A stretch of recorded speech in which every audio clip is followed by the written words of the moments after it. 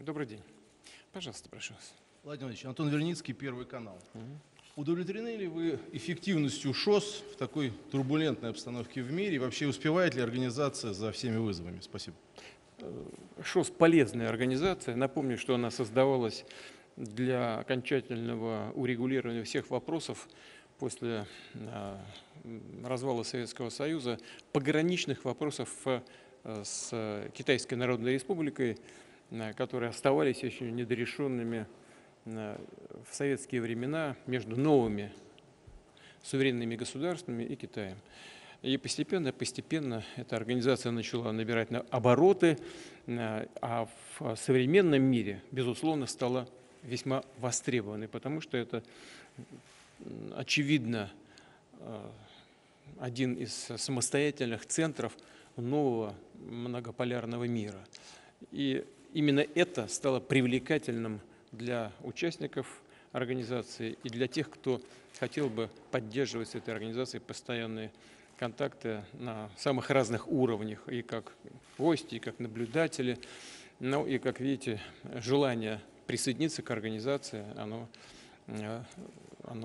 растет, и она стала действительно мощной, по сути, глобального характера. Почти половина населения Земли представляют страны, которые состоят в этой организации. Первое. Второе, все-таки это площадка для согласования позиций между странами-участниками. Здесь и Китайская Народная Республика, Россия, Индия, Пакистан. Понимаете, что лишних контактов не бывает. И потом, кроме всего прочего, уж если она такая стала мощной, большой, то и принципы, которые она декларирует, тоже имеют значение, когда они расходятся по всему миру. Ну, например, мы в декларации согласовали, и в других документах проходят, что все страны Шанхайской организации сотрудничества выступают против размещения любого оружия в космосе. Это все-таки сигнал для всего остального мира по поводу того, как мы относимся к милитаризации космического пространства. Есть и другие вещи, которые, безусловно, являются серьезными и важными. Но я уже говорил, во-первых, триллионные обороты совместной торговли. Это имеет значение. И когда обсуждаются вопросы, связанные с экономическим взаимодействием, конечно, это очень важно и в двухстороннем плане, и в многостороннем. Я уже говорил, 5,4, по-моему, или 5,3% рост ВВП, 4,5% рост промышленного производства при низкой инфляции в 2,4%. Но это хороший темп роста экономики и хорошего его качества, имея в виду низкий уровень инфляции. Ну и, наконец, согласование вопросов гуманитарного характера, сотрудничество по различным направлениям, в том числе молодежное сотрудничество в сфере культуры, образования, спорта. Все это очень важно и имеет хорошие перспективы. Сайт радио и газета «Комсомольская правда», Александр Гамов. Вот мы уже делали такие заявления, что считаем единственным легитимным органом власти на Украине Верховную Раду. Это не мы считаем. Так, по Конституции. По Конституции Украины об этом говорит. Да, по Конституции. Вот, может быть, Россия могла бы напрямую обратиться именно к Верховной Раде. Это для чего? Чтобы, может быть, и народ Украины, и Запад, и, в общем, все это услышали, наше прямое обращение. И в связи с украинской тематикой, об этом много сегодня, нормально говорилось, возникает такой вопрос. Еще в декабре 1999 года было принято решение о создании союзного государства России и Беларуси, и тогда мы мечтали о том, что будет единая конституция, единая валюта и так далее. Сейчас интеграционные процессы вышли вообще на беспрецедентный уровень, учитывая даже оборонные наши связи. Не пора ли вернуться к созданию вот именно такого союза, о котором мы мечтали в 1999 году? Спасибо.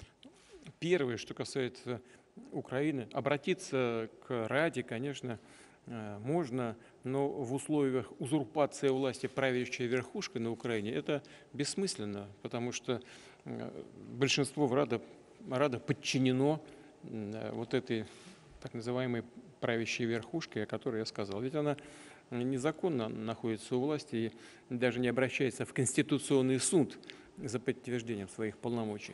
Потому что, как я уже говорил, в 2015 году Верховный суд Украины принял уже решение, что срок президентства на Украине ограничивается 5 годами и никаких причин для продления срока президентских полномочий в соответствии с Конституцией Украины не существует.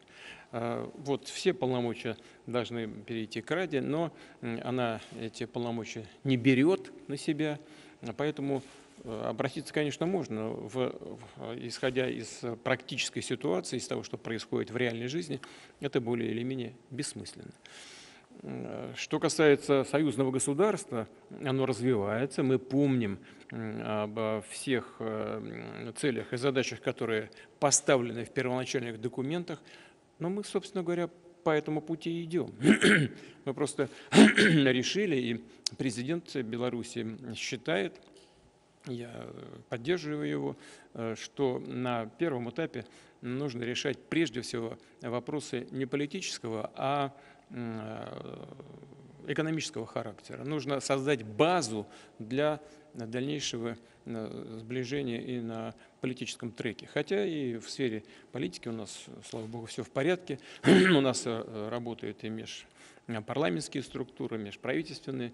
Нужно ли сейчас переходить, как было первоначально заявлено, к созданию единого парламента? Ну, это вопрос времени. Я согласен с Александром Григорьевичем, нужно как следует укрепить наши отношения в сфере экономики. И то же самое касается финансов и единой валюты. В целом это никто не говорит о том, что этого невозможно или нельзя, или не нужно делать. Но нужно, чтобы мы для этого созрели экономически, потому что вот в Евросоюзе, вы знаете, у государств со слабой экономикой при создании единой валюты все-таки многие государства со слабой экономики страдали, потому что нельзя ничего регулировать с помощью инфляции, поскольку все привязано к евро, ну, нет драхмы, допустим, и Греция не могла регулировать свои внутренние экономические процессы с помощью национальной валюты. Ну, поэтому нужно, чтобы и уровень экономического взаимодействия был соответствующим. И мы сделали очень серьезные шаги по этому направлению. Ну, очень серьезные. Это касается налогового регулирования, таможенного регулирования. Вы знаете, это, ну, если они революционные вещи, то они очень серьезные. Мы идем вперед, имея в виду и международный опыт. И думаю, что мы правильно делаем. Спасибо. Пожалуйста. Владимир Владимирович, серьезной угрозой безопасности в пространстве ШОС и в том числе странам Центральной Азии и России являются террористические организации на территории Афганистана. Наиболее опасный из них, конечно, это Исламское государство, с которым Россия уже столкнулась в этом году. Вопрос такой, нужно ли подключать талибов к диалогу по вопросам террористических угроз? И как вы думаете, они нам в этом союзники или враги? Талибы, движение «Талибан» взяло на себя определенные обязательства, и в целом есть вопросы, которые требуют постоянного внимания и внутри страны, и международного сообщества. Но в целом мы должны исходить из того, что движение «Талибан» контролирует власть в стране. И в этом смысле талибы, безусловно, для нас союзники по борьбе с терроризмом, потому что любая действующая власть заинтересована в стабильности своей власти и в стабильности того государства, которое она возглавляет и которым эта власть руководит. Уверен, что и Талибан заинтересован в том, чтобы в Афганистане все было стабильно, спокойно и подчинено определенным правилам. И мы неоднократно получали такие сигналы со стороны движения «Талибан» о том, что они готовы с нами работать и на антитеррористическом треке. Ну, пожалуйста, пожалуйста. Спасибо. Дмитрий Лару, газета «Известия». Афганистан остается наблюдателем при ШОС. При этом власти в Кабуле неоднократно говорили о том, что заинтересованы стать полноценным участником этой организации. Обсуждается ли эта тема по линии ШОС, учитывая возобновление работы контактной группы? И планирует ли Россия исключать Талибан из списка запрещенных организаций? И если да, то когда это может произойти? Спасибо. Я уже сказал, что мы в контакте с движением «Талибан». Мы неоднократно получали сигналы о том, что движение «Талибан» готово сотрудничать с Россией по разным направлениям, в том числе и на антитеррористическом треке, и мы это приветствуем. Но что касается полноправного членства в ШОС, что это Россия не решает единолично, это всегда решается на основе консенсуса. Здесь есть вопросы с различными странами-членами Шанхайской организации сотрудничества. Это касается и инклюзивности власти в Афганистане. Я думаю, что это все вопросы решаемые, и мы должны поддерживать отношения с Афганистаном, с реальными политическими структурами, которые контролируют эту власть в стране.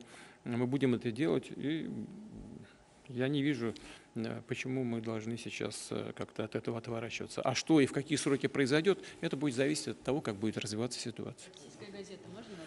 Да, сейчас, секундочку. Добрый вечер, Павел Зарубин, телеканал «Россия». Несколько месяцев назад мне удалось задать вам вопрос, кто для нас лучше, Байден или Трамп? И вы тогда сказали, что Байден. Но сейчас выходит, получается так, что эта ставка оказалась под вопросом, потому что после недавно прошедших дебатов в США все просто в ужасе от Байдена, и вообще под вопросом оказывается его участие в предвыборной гонке. Вам, может быть, удалось увидеть какие-то фрагменты этих дебатов, какие у вас впечатления и, скажем так, не изменились ли у вас политические предпочтения? Вот вы сказали, эта ставка оказалась под вопросом. Ничего не оказалось под вопросом. Ну, как вот я говорил тогда, что изменилось? Да ничего не изменилось. Что нам было неизвестно, что ли, что может происходить, известно. В этом смысле ничего не изменилось. А по поводу смотреть, не смотреть, я какие-то фрагменты видел, но у меня своих дел хватает, поэтому я так не особенно слежу за тем, что там происходит, тем более в комментариях средств массовой информации. Они всегда имеют определенные предпочтения, кто-то за, кто-то против. В целом, конечно, я видел, что же отворачиваться от этого невозможно, тем более, что Соединенные Штаты остаются великой державой с известными возможностями в сфере экономики, безопасности, в сфере военного дела. И США, член Совета Безопасности постоянный, конечно, такое влияние имеет на ситуацию на Украине. Конечно, не безразлично, что там происходит. Но это их, собственно, внутреннее дело. Вадим Владимирович, Интерфакс позволите? Да, ну, пожалуйста. Ну, пожалуйста, прошу. Да, российская газета Айсель Ериханова. Вот все-таки, что касается дебатов, и конкретно заявления Дональда Трампа. Он уже неоднократно в ходе дебатов говорит о том, что буквально за один день готов завершить конфликт на Украине. Звучат также сообщения о том, что Трамп может остановить расширение НАТО на восток. Вот насколько вообще вы сами серьезно воспринимаете подобного рода обещания? Вы знаете, то, что господин Трамп как кандидат в президенты заявляет о том, что он готов и хочет остановить войну на Украине, мы к этому относимся вполне серьезно. Я не знаком, разумеется, с его возможными предложениями по поводу того, как он собирается это сделать. И это, конечно, ключевой вопрос. Но я не сомневаюсь, что он говорит это искренне, и мы это поддерживаем. Позвольте интерфакс. Максим Приходомец, «Известия». Сейчас, да, пожалуйста. Да, сейчас, пожалуйста. Андрей Колесников, газета «Коммерсант». Владимир Владимирович, скажите, как вы считаете, возможно ли прекращение огня по линии боевого соприкосновения с Украиной до начала мирных переговоров без предварительных условий, чтобы хотя бы для того, чтобы повысить шанс на успех? Или это тоже предмет переговоров? Спасибо. Да, вы знаете, я напомню некоторые вещи. Когда наши войска стояли под Киевом, мы получили предложение и даже просьбу настойчивую со стороны западных партнеров прекратить огонь, прекратить боевые действия для того, чтобы были предприняты определенные вещи с украинской стороны. И мы это сделали. Там был такой эпизод, мы это сделали. Украинская сторона не прекратила боевых действий. А потом нам было сказано, что украинские официальные власти не могут контролировать все свои вооруженные формирования, потому что там якобы есть такие, которые не подчиняются центральным властям. Вот так нам было сказано. Здесь я ничего не прибавил, не убавил.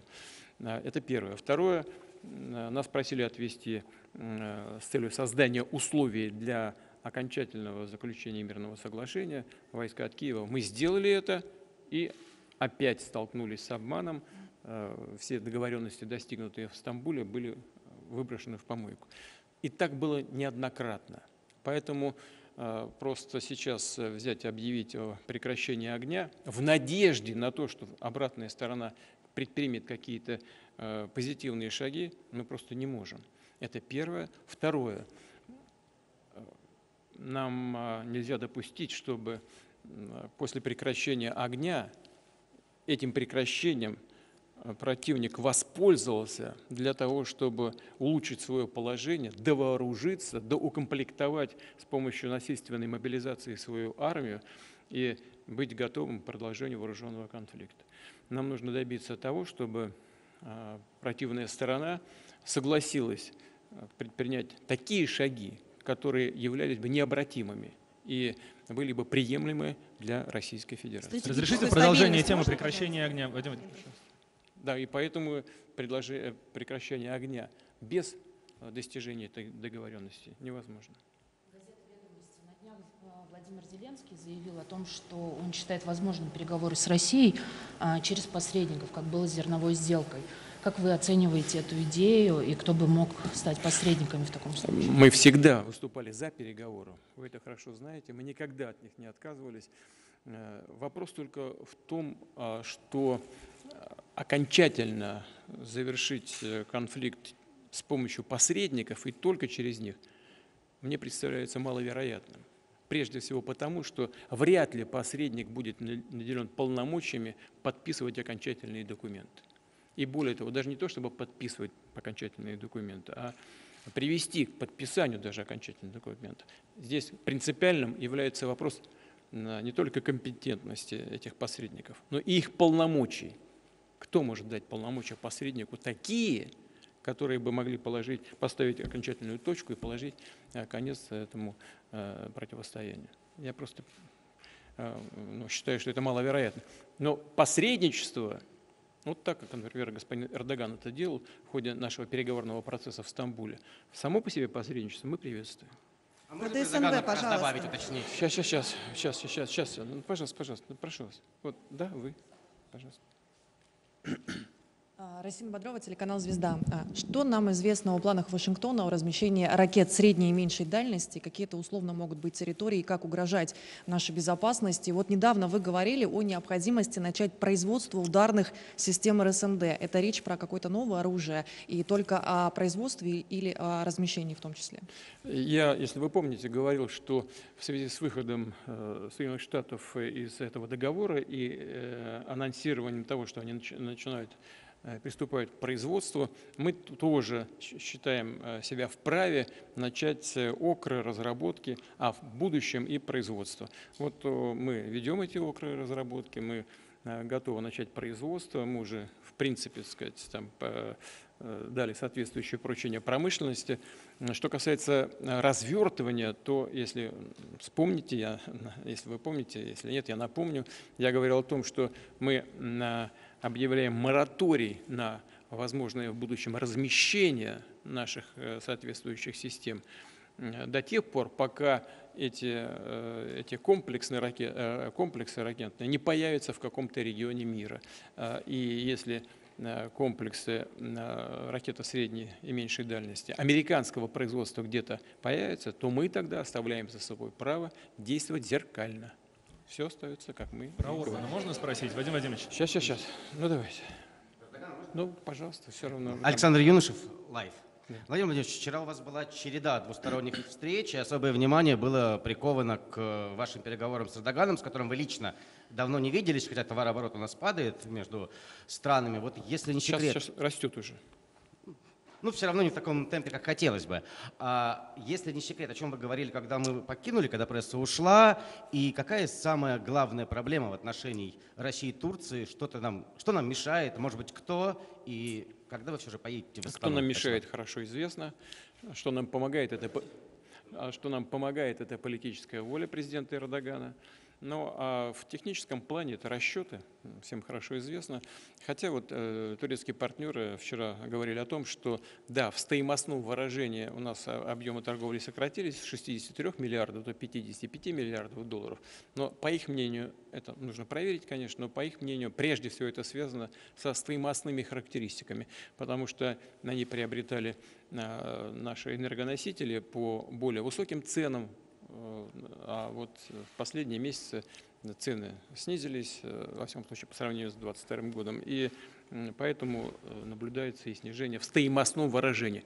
Но, по их мнению, в абсолютных величинах, в объемах примерно все то же самое, что и было. Ну, я проверю. Но дело даже не в том, чтобы проверять, а дело в том, чтобы интенсифицировать нашу работу. В целом, с обеих сторон интерес к этому есть. Есть и вещи объективного характера, связанные не с тем, что нам кто-то мешает, а с реальным развитием событий. Ну, например, хороший урожай в Турции. У них заполнено хранилище зерном. Они стали меньше покупать зерна. Ну, как элемент. Или, например, их ограничения налогового характера, связанные с нашей металлургической промышленностью. Но это никакого отношения не имеет к каким-то ограничениям со стороны. Это просто как бы динамика внутреннего производства и наших двухсторонних отношений. Все вопросы решаемы. Виктор Орбан недавно... Сейчас. Можно, прошу вас. Здравствуйте, Владимир Владимирович, Анна Деркач, МИР. Беларусь с сегодняшнего дня официально в ШОС. Какие перспективы это дает организации и какие возможности открываются для взаимодействия между ШОС и Евразийским экономическим союзом? Спасибо. Ну, Беларусь не по своим масштабам и территории, экономике, населению несопоставимо с Китайской Народной Республикой или с Индией, где 1,5 миллиарда человек, уже больше, наверное. Но все-таки это важный элемент Шанхайской организации сотрудничества, потому что Беларусь — это уже Восточная Европа, и это выход уже официально Шанхайской организации сотрудничества уже в полном смысле этого слова на европейский континент. А для самой Беларуси тоже это, я считаю, в большой плюс, потому что все-таки она через Беларусь, через Россию, а затем через, допустим, Казахстан, Узбекистан имеет выход и в Каспийское море, а дальше в Иран. А для Беларуси это важно. Беларусь все-таки остается крупным, скажем, экспортером минеральных удобрений. И для нее важно, какими маршрутами она поставляет свой товар. Важно, какими маршрутами она может и какие страны может поставлять свою сельхозтехнику. Важно, по каким маршрутам и что она может получать от стран Шанхайской организации сотрудничества. Поэтому, я думаю, это обоюдовыгодное решение. В известной степени это успех Александра Григорьевича Лукашенко и его Министерства иностранных дел. Можно, пожалуйста? Да, ну давайте. Ну, пожалуйста. Да. Можно? Ну, можно. Агентство «Интерфакс», Ксения Черняева. На данный момент, по сути, аннулирована вся прежняя система стратегической стабильности, не работает СНВ-3, ДРСМД и ДВЗИАИ.